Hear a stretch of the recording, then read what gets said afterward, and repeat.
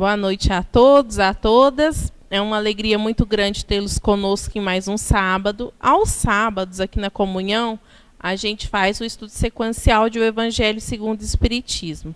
Mas hoje a gente tem uma irmã muito querida que veio nos visitar e aí ela vai fazer a palestra de hoje para a gente. É Isabel Mazzucati, ela é do Centro Espírita Jesus Rede Vivo, lá em São Paulo. E ela vai conversar conosco sobre Maria, a mãe de Jesus. Esse é um tema assim, muito apreciado pelo Chico Xavier, nosso querido irmão.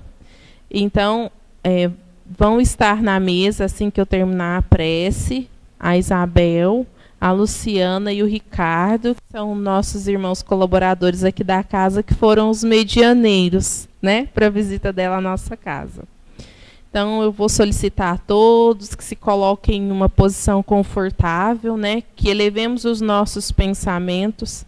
E, desde já, nós agradecemos a todos os irmãos encarnados e desencarnados que possibilitaram a nossa presença aqui no dia de hoje, que nós possamos estar presentes e unidos em prece, gratos por refletirmos um pouco sobre a nossa mãe querida, Maria Santíssima, que o seu amor, a sua bênção e a sua misericórdia possam nos banhar a todos, para que nós consigamos nos sentir acolhidos pelo seu amor maternal e termos nela um exemplo vivo da prática do Evangelho de Jesus.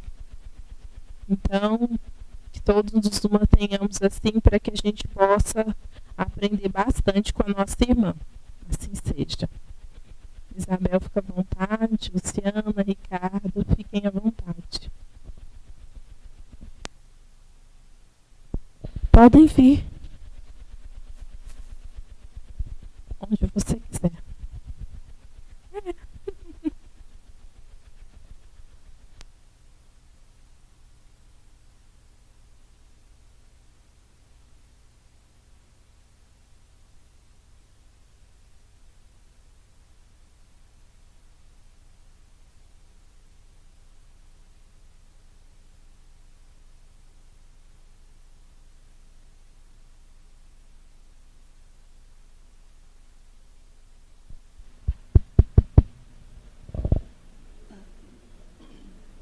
Prezados irmãos, que Jesus nos abençoe nessa noite, a fim de que nós possamos compreender melhor a vida e, compreendendo, que nós possamos sublimar a vida.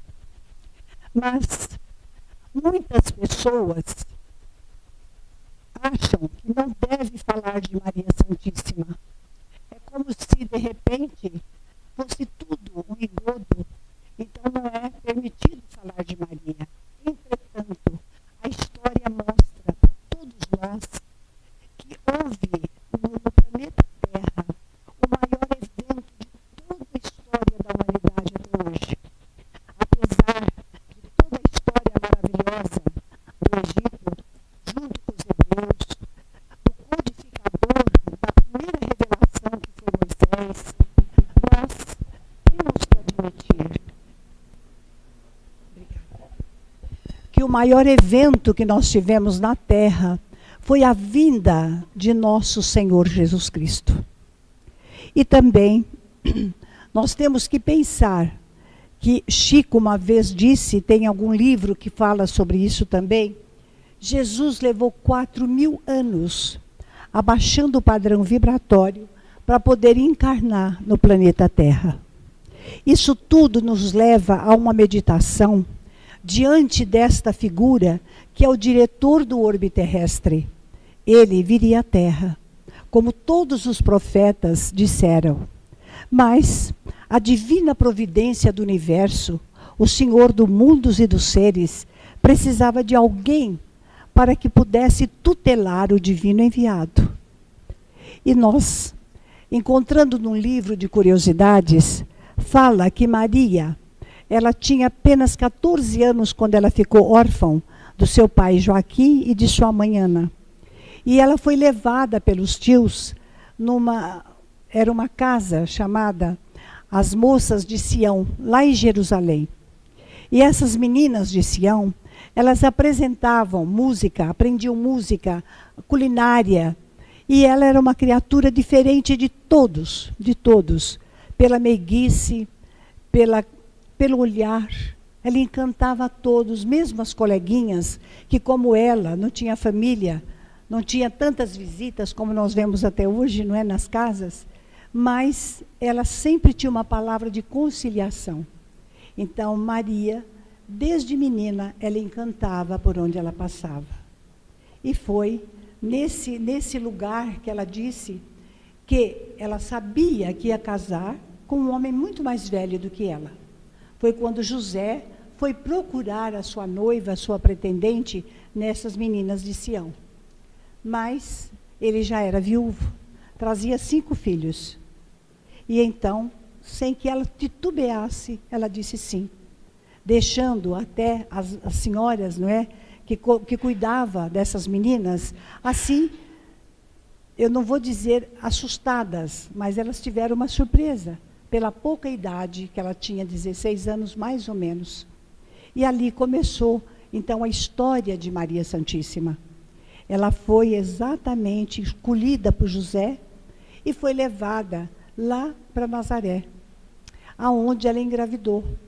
Mas antes disso, da gravidez, em que há muita controversão, porque nós estudamos amor e sexo desde o ano de 79, pesquisando na luz da doutrina espírita, e nós chegamos a uma conclusão, através de Emmanuel, de André Luiz, de psicólogos, de sexólogos, que o sexo é dado por Deus.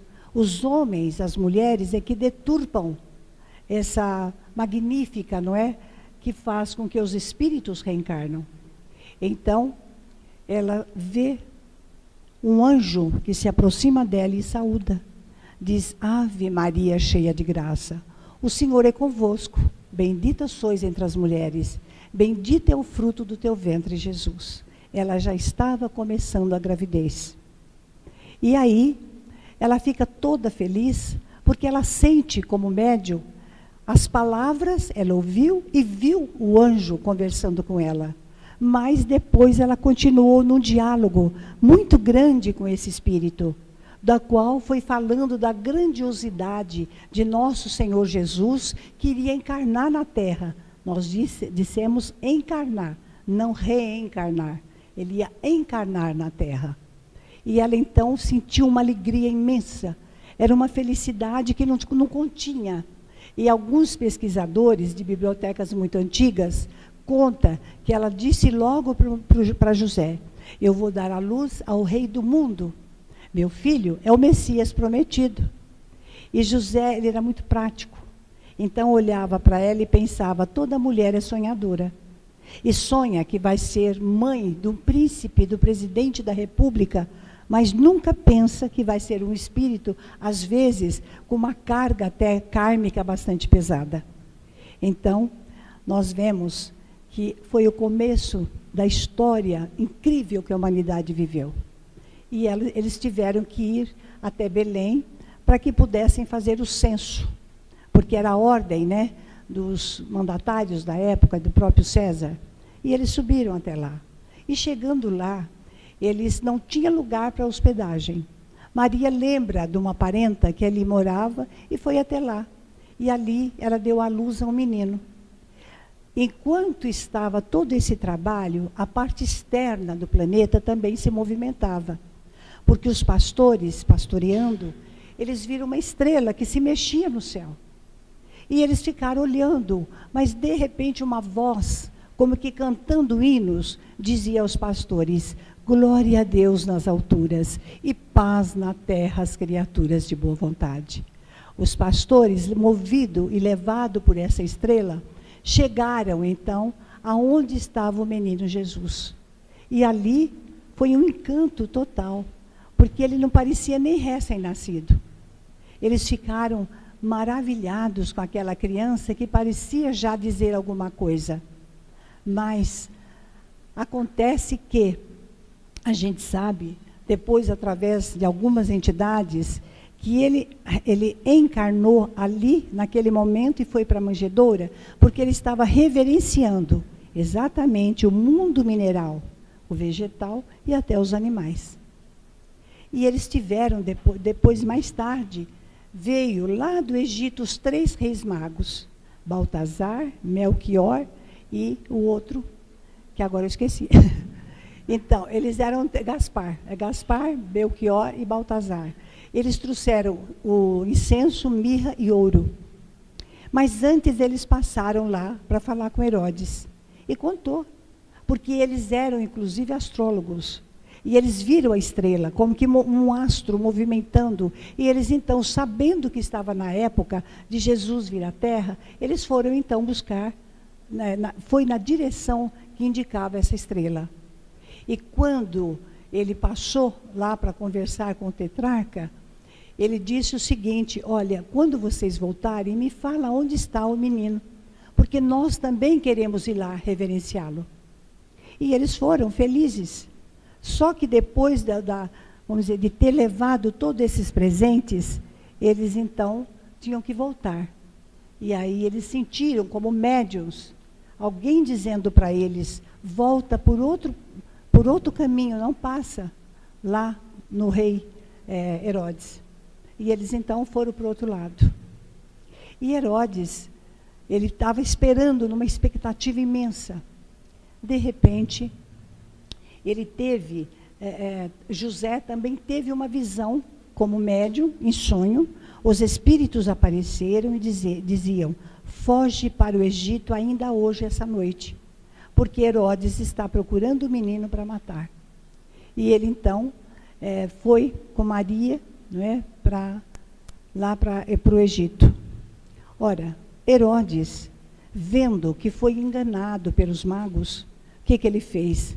Mandou matar todas as crianças de sexo masculino de 2 anos para baixo. Jeremias, o profeta, já havia falado dessa matança que houve naquela época. E eu fico até arrepiada quando eu ouço falar que em pleno século XXI ainda continua a matança de criança, não é? A gente fica, nossa, a doutrina espírita nos ensina tanta coisa, já não era mais para acontecer tantas coisas como nós estamos vendo. Mas nós continuamos. Depois, os mesmos espíritos, em forma de anjo, apareceram e pediram que ele voltasse. Então, eles voltaram e já foram para casa. Agora, nós vamos lembrar um pouquinho da infância de Jesus. Lá, aonde eles residiam, era o lugar mais lindo que nós podemos imaginar da Galileia. Suas casas pequenas, seus morros, suas pedras graciosas, muitas vezes esculpidas pela natureza. E Jesus, segundo alguns, ele catava pedras e aonde Maria ia passando, ele ia enfeitando o caminho para que ela pudesse passar. Punha trepadeiras. Era um filho que toda mãe gostaria de ter, pelo amor, pela exemplificação, né? E ele, sentindo a preocupação de sua mãe, ele resolveu até ajudar seu pai na carpintaria. Por isso chamavam de Jesus o carpinteiro. E lá, nesse lugar, havia uma mina, onde todos se serviam dessa mina. E era natural terem ali vários flertes, né, namoro, e acabava em casamento. E Jesus, ao contrário, ele ia buscar a água. Só que ele procurava ajudar aqueles que eram mais idosos, ajudar aqueles que estavam enfermos. Ele era totalmente diferente. E quando Maria ia, claro, naquele lugar havia muitas mulheres, muitos homens também, saía muita fofoca, não é? Desde aquele tempo a gente não sabe o que fala, mas fala. Então, ele sempre se esquivava. Ele nunca gostava disso. E quando Maria ia, então havia um silêncio total. E ela então foi apelidada de Doce Maria. O tempo foi passando, não é? Eu não vou falar agora da surpresa que ele falou com os doutores com 12 anos, porque vocês conhecem, mas eu quero adiantar um pouco na história devido à hora. Então, nós vamos entrar agora nas bodas de Canaã. Dá licença. As bodas de Canaã existia ali eram primos de Maria. E eles então foram no casamento. Era assim, fato. Primeiro você serve o bom vinho. A hora que está todo mundo meio atordoado, aí você põe o pior. Era assim que procedia. Mas acontece que acabou o vinho. E Maria, solícita, chama Jesus e pede a ela que ajudasse seus parentes, porque era muito constrangedor. Então, eles encheram várias, vamos dizer, tonel, né? E eles, então, Jesus orando, transformou aquela água em sabor de vinho, fazendo com que os convidados falassem, primeiro serviram o mau vinho e agora o bom vinho. Só que era o sabor que Jesus havia colocado. Fazendo assim um parênteses, gente, toda mãe conhece o filho. Desde o ventre parece que existe uma comunicação. As mães sabem o limite do filho, o potencial do filho, sabem tudo isso. Então Maria, quando chamou Jesus pedindo ajuda, ela sabia que ele era capaz. Então, desde a infância, ela via fenômenos acontecendo ao redor daquele menino. Por isso ela disse, ajude fazendo com que eles não passem essa vergonha. Então, a gente vai prosseguindo na nossa narrativa. Jesus começou, então, a sua vida pública. 3 anos. Ele pregou, trabalhou muito para deixar para nós a parte que eu digo sempre, a primeira revelação foi Moisés. Ali, nos 10 mandamentos, está a síntese da primeira revelação. A segunda revelação veio com Jesus, que é o Novo Testamento, que também é uma síntese. Depois, a terceira revelação com Kardec, que também é uma síntese de todos os elementos dispersos que ele pegou e fez com que saísse as obras de Kardec. Então, Jesus continuou a sua missão. Pregava, conversava, curava enfermos, fazia abrir os olhos dos cegos, andar paralíticos. E uma coisa que sempre me chamou muita atenção da história era como os leprosos eram tratados. Hoje, a doença chama hanseníase. Já não é tão apavorante como naquela época, porque era obrigado a sair de casa, não tinha mais contato com a família, ia para um vale, podia ser rico, pobre, podia ser como for. Era assim que procedia, devido ao contágio, que era muito grande. E Jesus, então, certa vez, muitos fugiam daquele lugar, de saudades, também dos seus filhos, de sua vida que foi perdida diante da enfermidade. E apareceu, certa vez, 10 leprosos, 10, pedindo a ele que os curasse. Ora, para ele recompor uma célula, realmente não era nada, porque ele deveria conhecer o nosso planeta. Tudo o que nós descobrimos, ele já sabia. Então, ele cura 10 leprosos. Eles saem correndo, felizes. De repente, volta e diz, nós nem agradecemos. Então, ele volta para agradecer a Jesus. E Jesus diz, não eram 10? Um foi rever a família, outro foi ver os seus haveres financeiros, e assim sucessivamente. Então, Jesus disse, na verdade, você está curado. Então, mostra que nós, na vida, temos que ter a responsabilidade dos nossos atos. E para ter responsabilidade dos atos, nós temos necessidade, irmãos, de conhecer a verdade, de saber o que nós estamos fazendo aqui, porque estamos. Então, Jesus trouxe esta alavanca para nós sabermos o que é uma lei do amor. O que é o amor, o que é a lei de causa e efeito. E assim nós vamos vendo, não é? Que Maria sempre acompanhava, de longe às vezes, mas o seu coração parece que ficava opresso. Porque ele dizia, por que tanta inveja?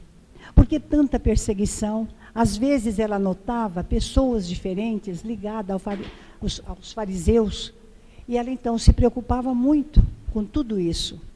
E certa vez, né, ele já tinha cumprido a sua missão, falado já até do Sermão da Montanha, quando João Evangelista chega para Maria e diz, o seu filho, Jesus, o nosso mestre, foi detido.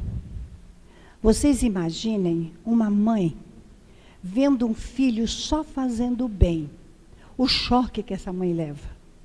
Hoje a gente vê muitas mães que sabem que seus filhos até transgrediram a lei, mas o sofrimento, elas é superlativo, por saber que eles têm que se recompor e saber também que a lei os pegou.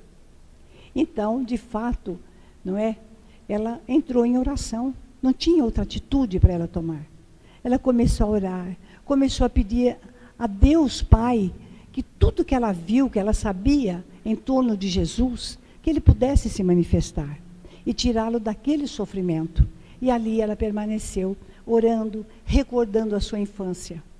Foi quando João voltou com uma notícia dizendo, ele foi encarcerado agora. Meu Deus, que mãe que não sofreria. Ela então resolve colocar um manto muito discreto para ir falar, ver o que ela podia fazer.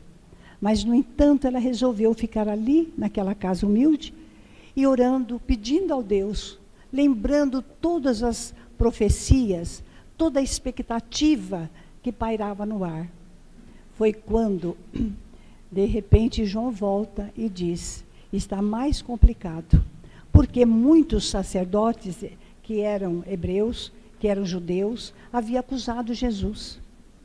Havia acusado, dizendo, inclusive, que ele transgrediu as leis que Roma tinha e que nós não poderíamos nunca transgredir. Então, ela volta na oração. Ela pede, volta, pedindo o que seria, meu Deus. Ela, então, resolve sair e ir encontro ao filho amado. Só que ela não tinha preponderância religiosa, política, literária, artística. Era uma mulher, simplesmente uma mulher mãe. E quando ela quis aproximar, os soldados não deixaram. E ela ficou de longe. Foi quando ela vê Jesus aparecendo, assim em público, com uma túnica, e também com cedro na mão, numa cana suja, imitando assim, vamos dizer, o poder, né, de você ter o cedro na mão. Mas era uma cana suja. E o pior de tudo, ela tinha... vendo que sua testa, sua cabeça estava empapada de sangue por causa da coroa de espinhos. Como que uma mãe suportaria? Ela voltou então à oração. Foi quando ela vê, ela já estava longe, mas ela ouve que o tetrarca mandou que voltasse para Pilatos. E ele então foi levado para Pôncio Pilatos novamente. Pilatos, na verdade, não viu nada que pudesse pôr aquele homem numa situação daquela. Então, ele lembrou, perto da Páscoa, era normal soltar um que estivesse preso. E ele lembrou de Barrabás. Barrabás era um homem violento, um homem que surrupiava casas, um homem que não vacilava em matar para ter as coisas alheias. E então... Pilatos pensou, agora a gente vai conseguir ajudar esse homem. Foi quando ele disse, solta Barrabás ou solta Jesus? E o povo gritou, solta Barrabás. Solta Barrabás. E ele ainda fala, o que eu faço com esse? Que nos parece que não tem pecado nenhum. E eles gritavam, crucificai-o, crucificai-o. Para uma mãe, não tem palavra para descrever. É como se parasse o coração. É como se não existisse aquele momento. E ela perseverava na oração. Às vezes chorava, às vezes não. E quando ela dá, assim, para entender o que estava vendo, eles colocaram uma cruz pesada nos ombros de Jesus. E fez com que ele fizesse um roteiro. Para lá em cima, ele vir a falecer. E quando ele ia passando, Maria se aproximou. Ela fez menção, pelo menos de tirar a coroa. Mas diz Humberto de Campos que foi o olhar mais significante durante toda a vida. Do filho para a mãe. Perdão. Então, no olhar, ele induzia ela ao silêncio. Pedia a ela que confiasse. E ela então voltou na oração. Orando, pedindo, suplicando, quando vê Jesus caindo algumas vezes com o peso da cruz. E aquele povo não se compadecia. E ela pensava, onde está aqueles que ele curou? Onde estão os leprosos? Aonde estão os cegos? Onde estão aqueles que nada, afinal de contas, receberam tudo das mãos dele, a multiplicação dos pães, dos peixes? Onde está todo esse povo? E ela então caminhava, um pouco longe dele, mas sentindo todo o sofrimento do peso daquela cruz, que nada mais era na nossa ignorância, da nossa ignomínia. Então, algumas mulheres se aproximaram. E essas mulheres eram aquelas também que já seguiam Cristo. Ali estava Maria de Magdala, ali estava também outras que receberam das suas mãos a cura, que ele ressuscitou filhos, curou leprosos, tudo. Então elas foram se unindo a ela. É onde a gente diz a mulher, ela vence todo o sofrimento. Com lágrimas é verdade, mas ela consegue sobrepujar e passar por momentos difíceis. Basta que ela olhe para o céu e veja que o céu brilha a todo instante, a todo momento, que existe Deus, acima de tudo, e que vela pela mulher. E aí, chegou lá em cima, aonde ele ia sofrer ao final, não é, da sua trajetória, da ignorância da humanidade. Eles puseram ele numa cruz entre dois ladrões. E Maria estava ali. A sua presença dava uma impressão assim muito, muito nítida do que era a humanidade. Muitos soldados recuavam, mas outros, mais agressivos, jogavam lança. Mas ela estava ali, apenas chorando e orando, nada mais. Quando ela sentiu a mão no ombro, e ela olhou, era João, evangelista. Ele venceu toda a pusilanimidade e chegou até Maria para dar o seu socorro. Talvez Jesus, naquele momento, sentiu que as duas pessoas que o amavam muito, principalmente a sua mãe, ele já estava quase que sem forças. Mas ele, num esforço, ele mexeu a cabeça e olhou os dois. E disse, mãe, eis aí teu filho. Filho, eis aí tua mãe. E depois Maria disse, pensou, agora os anjos vão libertá-lo. Ele vai descer da cruz e se recompor. E aí ele será aplaudido realmente como rei do mundo. Mas não foi assim.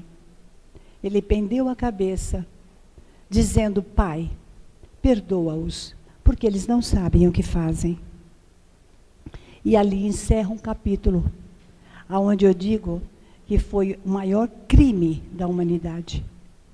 O maior erro cometido por toda a humanidade. Embora diz que ninguém levantou para defendê-lo, mas uma pessoa levantou.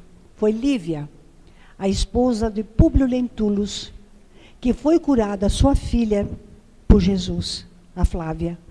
Ela foi até o palácio, mas lá havia uma mulher, que elas eram assim, urdidas pelo mal, não é? Fez com que ela entrasse num quarto onde Pilatos recebia suas amantes. Ela, inocente, ela só foi pedir a libertação de Jesus. Mas essa mulher fez com que o seu marido olhasse aonde ela estava entrando. E foi uma tragédia que está no livro há 2000 anos atrás. E aí, meus irmãos, Maria continua a sua trajetória. Ela vai para Bataneia, onde tinha a família de José. E lá ela vai vivendo, com muitas saudades do filho querido. Aí o tempo ia passando, quando João voltou e disse para ela, mãe, vim te buscar.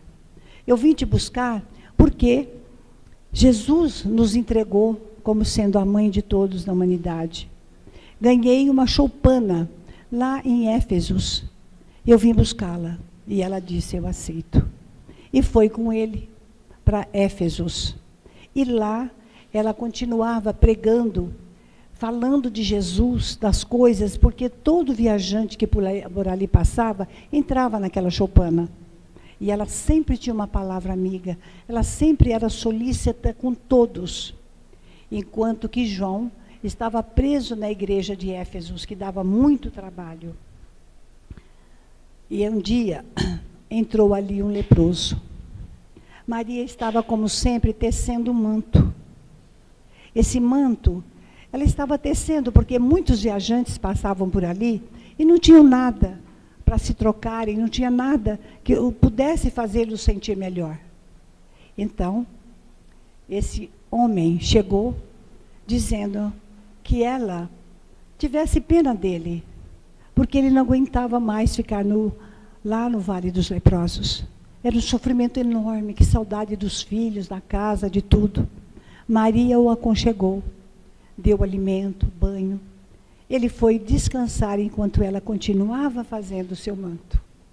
Quando foi de manhã, ela já tinha terminado. Ele então saiu, fez a primeira refeição e ela ofereceu o manto que ela tinha terminado. Diz que era de uma brancura incrível, que a gente parece que era mais luz do que o branco. E quando ele pôs o manto, para se esconder inclusive da própria população, eis que toda a lepra desapareceu. Esse homem caiu de joelhos, beijando as mãos de Maria e disse: Mãe, és abençoada, és a nossa Mãe Santíssima, porque agora ele não ia só visitar a família, ele ia para ficar. Então foi por aí que começou a gente dizer: Mãe Santíssima, Mãe de todas as mães.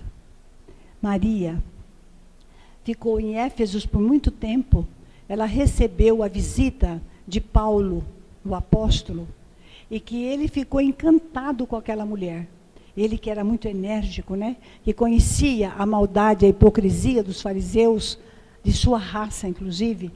Ele então ficou encantado pelo olhar, pela sinceridade do evangelho, porque o que ele mais combatia era a hipocrisia, Paulo.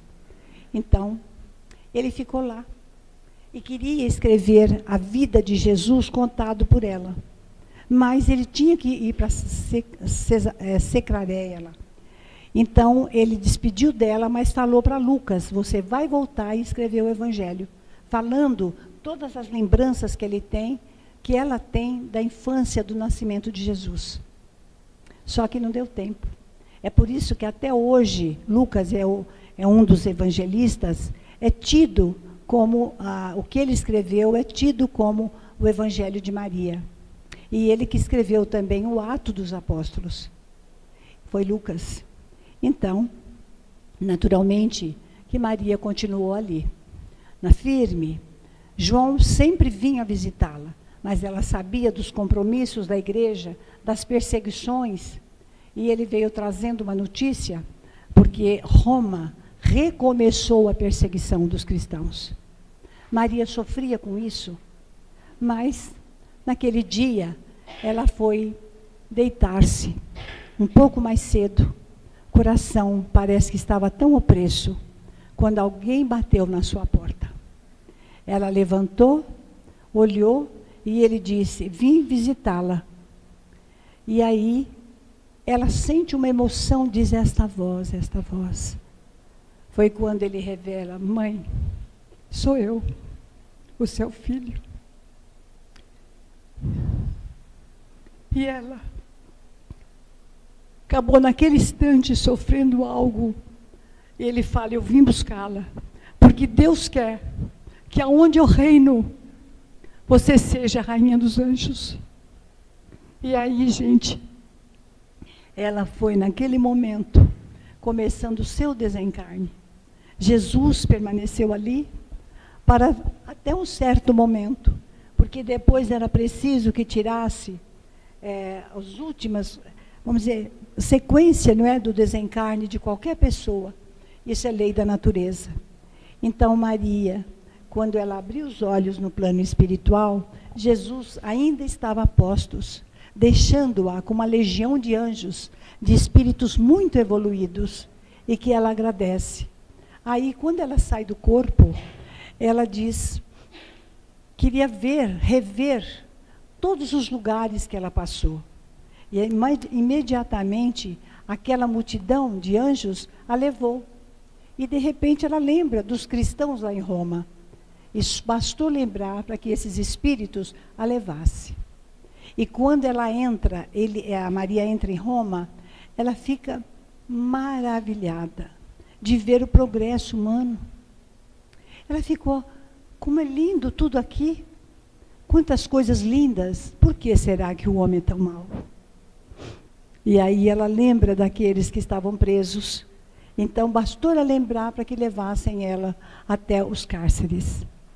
Ali estava uma jovem, de cócoras, apavorada. Era muito medo, porque os leões esperavam. O martírio de morrer queimado, o martírio de ser trucidado. Enfim, Chico dizia, inclusive, que era lei, que não podia morrer, matar uma virgem, era entregue para os soldados. Naquele momento, Maria se compadeceu. Seu coração parece que transbordou em sofrimento. Chegou perto daquela menina e disse, cante. E a menina não sabia, porque tanta emoção. E a menina começou a cantar. Cantava, e de repente todos estavam envolvidos naquele canto, deixando os soldados até atônitos com medo. E foi quando, levaram essas criaturas para o suplício. Maria segue, lá no alto, junto dos anjos. Agora, quero ainda dizer a vocês que no livro Memórias de um Suicida, da Ivônia Pereira, a gente vai tendo notícias do lugar maravilhoso que ela criou no espaço. É imenso o Hospital Maria de Nazaré. Ali está várias e várias lugares de recuperação. Aquela criança que um dia foi para o colo de Jesus, ali estava. Aquela criança que um dia ficou ali, junto com outras crianças, ele estava lá também. Era Aníbal de Silas.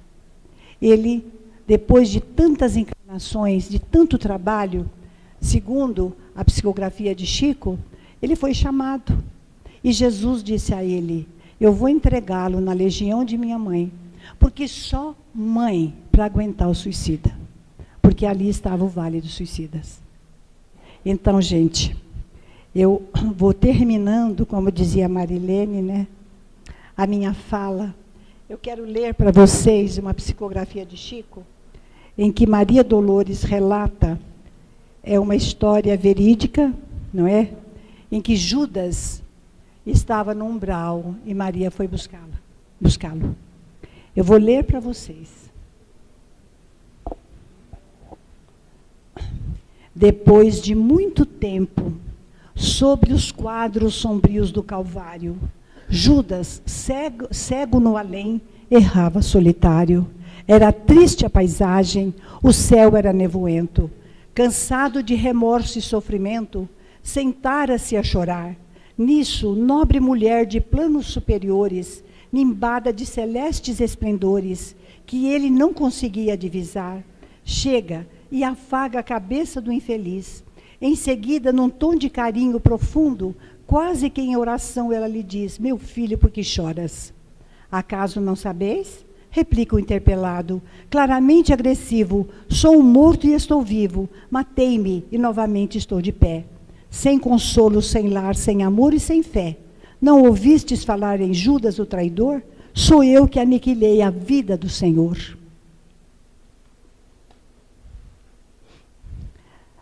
A princípio julguei poder fazê-lo rei, mas apenas lhe impus sacrifício, martírio, sangue e cruz. E em flagelo e aflição, eis que a minha vida agora se reduz. Afastai-vos de mim, deixai-me padecer neste inferno sem fim.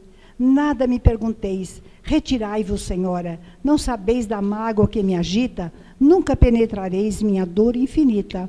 O assunto que lastimo é unicamente meu. No entanto, a dama calma respondeu, meu filho, sei que sofres, sei que lutas, sei a dor que te causa o remorso que escutas. Venho apenas falar-te que Deus é sempre amor em toda parte. E acrescentou serena, a bondade do céu jamais condena. Venho por mãe a ti, buscando um filho amado. Sofre com paciência a dor e a prova. Terás em breve uma existência nova. Não te sintas sozinho ou desprezado. Judas interrompeu, bradou rude pasmo: mãe, não me venhas falar em mentira e sarcasmo. Depois de me enforcar num galho de figueira, para acordar na dor, sem mais poder fugir à vida verdadeira, fui procurar consolo e força de viver ao pé da pobre mãe que me forjara o ser. Ela me viu chorando e escutou meus lamentos, mas teve medo dos meus sofrimentos, expulsou-me em esconjuros, chamou-me um monstro por sinal. Disse que eu era unicamente o espírito do mal, intimou-me a terrível retrocesso, mandando que apressasse o meu regresso para a zona infernal, de onde por certo eu vinha. Ah, detesto lembrar a horrível mãe que eu tinha. Não me fales de mães, não me fales de amor, sou apenas um monstro sofredor. Ainda assim, disse a dama docemente, por mais que me recuses, não me altero. Amo-te, filho meu, amo-te e quero ver-te de novo a vida, maravilhosamente revestida de paz e luz da fé e elevação. Virás comigo à terra, perderás pouco a pouco o ânimo violento, terás o coração nas águas de bendito esquecimento, numa nova existência de esperança, levar-te-ei comigo a remanso abrigo, dar-te-ei outra mãe. Pensa e descansa. E Judas, nesse instante, como quem olvidasse a própria dor gigante, ou como quem se desagarra de pesadelo atroz, perguntou: quem sois vós? Que me falais assim, sabendo que me traidor? Sois divina mulher irradiando amor, ou anjo celestial de quem presinto a luz? No entanto, ela, a fitá-lo frente a frente, respondeu: meu filho, eu sou Maria, a mãe de Jesus. Então, me perdoa. Nós vamos então agradecendo a Jesus por esse momento. Ó Pai de infinita bondade, sustenta-nos o coração no caminho que nos assinalaste. Infunde-nos o desejo de ajudar aqueles que nada têm e que ainda precisam da nossa ajuda. Auxilia-nos a entender que nada temos a não ser a reforma do nosso ser. Ó Deus de bondade, que nos enviaste o teu Filho amado, aonde sofreu todas as dores, e nos espera séculos e séculos afora. Ajuda-nos agora, que conhecemos o Evangelho, que sabemos da dor da mãe de Jesus. Auxilia-nos, Pai, a compreender a necessidade do trabalho, da experiência, para podermos crescer espiritualmente. E nós te pedimos humildemente, tenha compaixão de nós, dai-nos o alento nos momentos de sofrimento, dai-nos paciência no trabalho e socorro nas tarefas difíceis. Concede-nos, Senhor, sofrer por amor à seara de Jesus, para sempre, louvando e fazendo jus àqueles que acreditam, aqueles que nos procuram em grande sofrimento. Ó Senhor, ajuda-nos a dizer: Mãe Santíssima, vele por nós. Tenha misericórdia do planeta, que geme, que chora, em lamento tão profundo. Tenha piedade, Senhora, aonde grita a guerra, aonde o mal vence, onde o desespero assola. Ó Mãe de todas as mães, abençoa principalmente a pátria do Evangelho, que será um dia o celeiro do mundo, aonde reinará a paz, a fraternidade. E, ó Senhora, abençoa meus irmãos aqui em Uberaba, essas criaturas que me ensinaram a amar, a seguir em frente.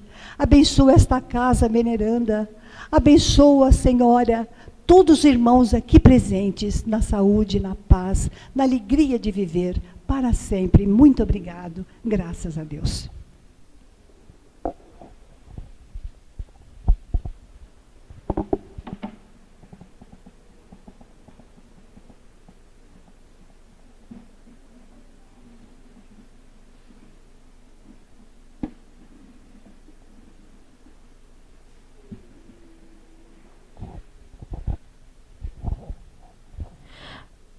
Como a gente já fez a prece, então a gente vai convidar os nossos irmãos médiuns a se posicionarem Os passes são dados aqui no salão, nessas cadeiras laterais.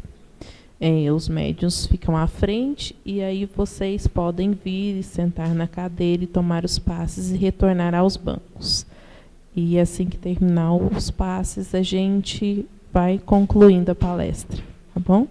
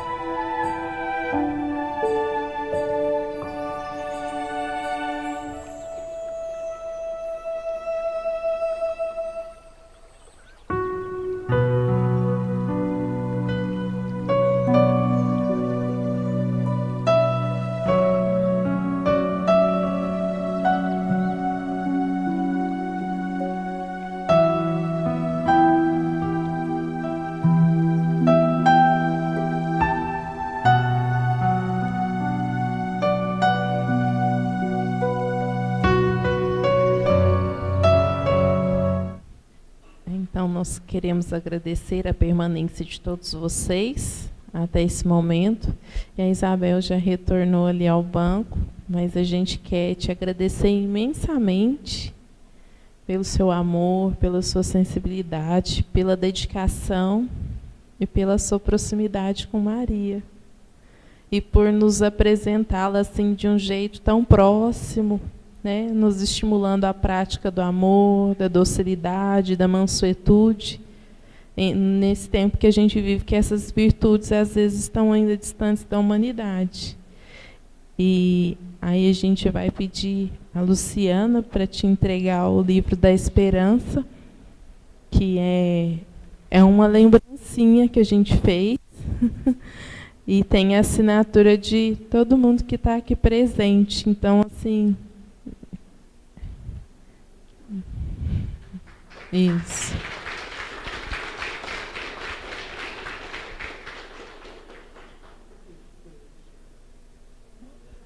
Isabel, tira... Ah, isso.